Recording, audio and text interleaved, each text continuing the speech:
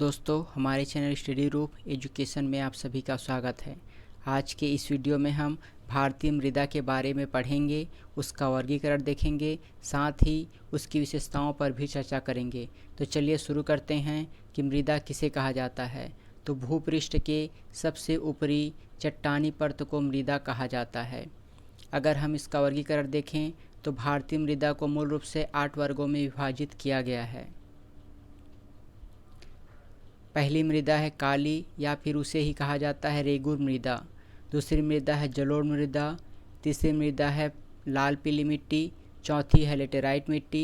पांचवी है पर्वतीय या वनी मिट्टी। छठवीं है मरुस्थलीय मिट्टी। सातवीं है लवणी मृदा और अंतिम है पीट एवं जैव मृदा।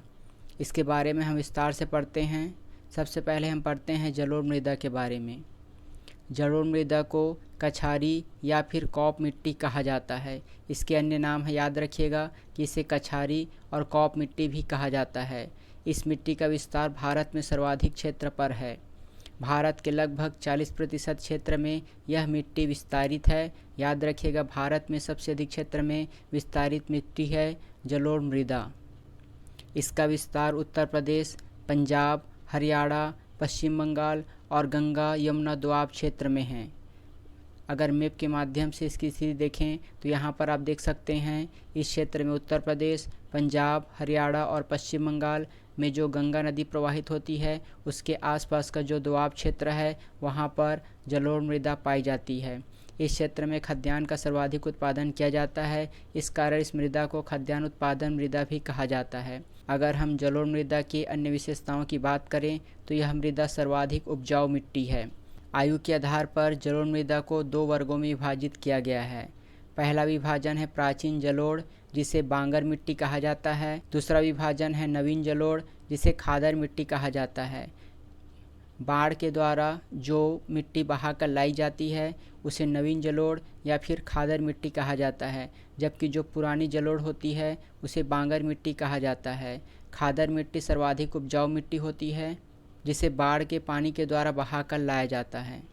इसकी अन्य विशेषता की बात करें तो इस मृदा में फास्फोरस और पोटास पर्याप्त मात्रा में होते हैं, परंतु इसमें नाइट्रोजन और जीवाश्म बहुत ही कम मात्रा में होते हैं। याद रखिएगा इसकी विशेषता को कि इसमें फास्फोरस और पोटास पर्याप्त मात्रा में होते हैं, जबकि नाइट्रोजन और जीवाश्म कम मात्रा में होती है। जैसा मैंने बताया कि इस मृदा में सर्वाधिक खाद्यान्न का उत्पादन होता है, इस कारण इसे खाद्यान्न उत्पादन मृदा भी कहा जाता है। अगली मिट्टी है काली मिट्टी, जिसे अन्य नाम है रेगुर मिट्टी। इस मिट्टी का विस्तार दक्कन के पठार क्षेत्र में है। हम जानते हैं कि दक्कन के पठार के अंतर्गत महाराष्ट्र, गुजरात, आंध्र प्रदेश और मध्य प्रदेश ये क्षेत्र आते हैं, जहाँ पर काली मिट्टी या फिर रेगुर मिट्टी का विस्तार है। इस मिट्टी का निर्माण बेसाल्टिक लावा के निक्षेप से हुआ है। याद रखिएगा, बेसाल्टिक लावा के निक्षेप से काली मिट्टी या फिर रेगुर मिट्टी का निर्माण हुआ है। काली मिट्टी की अन्य विशेषता की बात करें तो कपास के उत्पादन के लिए सर्वाधिक उपयुक्त मिट्टी काली मिट्टी होती है। मैप के माध्यम से आप इसकी स्थिति देख सकते हैं कि काली मिट्टी का विस्तार दक्कन के पठार क्षेत्र में है। यहाँ पर दक्कन के पठार का विस्तार है और इस क्षेत्र के अंतर्गत महाराष्ट्र, गुजरात, आंध्र प्रदेश और मध्य प्रदेश के क्षेत्र आते हैं। अगर हम काली मिट्टी की विशेषता की बात करें तो इसकी पहली विशेषता है कि इस मिट्टी में सर्वाधिक नमी धारण करने की क्षमता पाई जाती है। इसकी दूसरी विशेषता है इसका निर्माण किस प्रकार होता है, तो इस मिट्टी का निर्माण चीका के अत्यंत बारीक चूर्ण से हुआ है। याद रखिएगा इन दोनों विशेषता को कि सर्वाधिक नमी धारण करने की क्षमता पाई जाती है और इसका निर्माण चीका के अत्यंत बारीक चूर्ण से हुआ है। इसकी अगली विशेषता है कि इसमें पर्याप्त मात्रा में पोषक तत्व पाया जाता है। काली मिट्टी का काला रंग किस तत्व की उपस्थिति के कारण होता है, तो याद रखिएगा टिटेनी फेरस मैग्नेटाइट की उपस्थिति के कारण काली मिट्टी का रंग काला होता है। अगली मिट्टी है लाल पीली मिट्टी। इस मिट्टी का विस्तार तमिलनाडु, मध्य प्रदेश, छत्तीसगढ़, झारखंड और पश्चिम बंगाल के क्षेत्रों में पाई जाती है। मैप के माध्यम से आप इसकी स्थिति देख सकते हैं। ये जो क्षेत्र है वहाँ पर इस मिट्टी का विस्तार है। मूल रूप से यह तमिलनाडु, मध्य प्रदेश, छत्तीसगढ़, झारखंड और पश्चिम बंगाल के क्षेत्रों में पाई जाती है। अगर हम इसकी विशेषता की बात करें तो इस मृदा में कैल्शियम, सिलिका, एल्यूमिनियम और लोहा आदि तत्व पाए जाते हैं। इन तत्वों को याद रखिएगा। कैल्शियम, सिलिका, एल्यूमिनियम और लोहा लाल पीली मिट्टी में पाए जाते हैं। इस मिट्टी में लोहे का अंश सर्वाधिक होता है। अगर हम इसके रंग की बात करें तो इस मिट्टी का लाल रंग उसमें उपस्थित आयरन ऑक्साइड के कारण होता है, जबकि इस मिट्टी का पीला रंग उसमें उपस्थित आयरन सल्फाइड के कारण होता है। इन दोनों को याद रखिएगा। लाल रंग आयरन ऑक्साइड के कारण, जबकि पीला रंग आयरन सल्फाइड के कारण होता है। अगली मिट्टी है लेटेराइट मिट्टी। इस मिट्टी का विस्तार भारी वर्षा वाले क्षेत्रों में होता है। भारत का जो पश्चिमी तटीय क्षेत्र है जहाँ पर अत्यधिक वर्षा होती है, साथ ही यह जैव विविधता की दृष्टि से समृद्ध क्षेत्र है, तो वहाँ पर लेटेराइट मिट्टी का विस्तार है। इसके अतिरिक्त भारत के प्रायद्वीपीय पठार के पूर्वी किनारे जो कि मेघालय क्षेत्र के अंतर्गत आते हैं, वहाँ पर इस मिट्टी का विस्तार है। मैप के माध्यम से आप इसकी देख सकते हैं। यहाँ पर जो पश्चिमी तटीय क्षेत्र है जहाँ पर अत्यधिक वर्षा होती है, इसके अतिरिक्त भारत का पूर्वी तटीय क्षेत्र मेघालय के आसपास के क्षेत्र में इस मिट्टी का विस्तार है। अगर हम इसके विशेषताओं की बात करें तो भारी वर्षा वाले क्षेत्रों में यह मृदा पाई जाती है और यह मूल रूप से लाल मृदा होती है। लाल मृदा में जब सिलिका और कैल्शियम रिस जाते हैं तो इस मृदा का निर्माण होता है। इस मृदा में कहवा और बागबानी फसलों की खेती की जाती है। इस बिंदु को भी याद रखिएगा कि लेटेराइट मिट्टी के माध्यम से कहवा और बागबानी फसलों की खेती की जाती है। अगली मृदा है पर्वतीय या फिर वनीय मृदा। इस मृदा का विस्तार पर्वतीय ढालों, मध्य और शिवालिक हिमालय और पूर्वोत्तर भारत के क्षेत्रों में पाई जाती है। मैप के माध्यम से आप इसकी स्थिति देख सकते हैं। ये जो हिमालय का पर्वतीय क्षेत्र है, मध्य हिमालय, शिवालिक हिमालय और भारत का जो पूर्वोत्तर क्षेत्र है पर्वतीय क्षेत्र, वहाँ पर यह मृदा पाई जाती है। पर्वतीय मृदा का नामकरण पर्वतीय ढालों पर पाए जाने के कारण रखा गया है। अभी हमने देखा कि यह मिट्टी पर्वतीय ढालों, मध्य और शिवालिक हिमालय और साथ ही पूर्वोत्तर भारत के क्षेत्रों में पाई जाती है। इस मृदा में चाय, सेब और केसर की खेती की जाती है।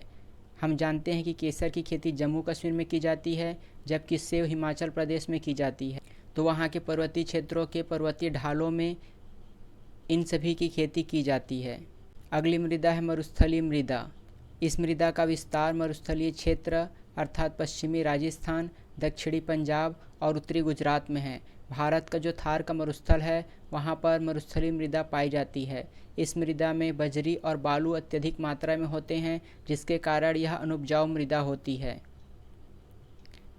अगर इसका विस्तार देखना चाहें तो थार का मरुस्थल क्षेत्र जो कि गुजरात का उत्तरी क्षेत्र है, जबकि राजस्थान का क्षेत्र और पंजाब का दक्षिणी क्षेत्र जहाँ पर थार का मरुस्थल विस्तारित है, वहाँ पर मरुस्थलीय मृदा पाई जाती है। अगली मृदा है दलदली मृदा।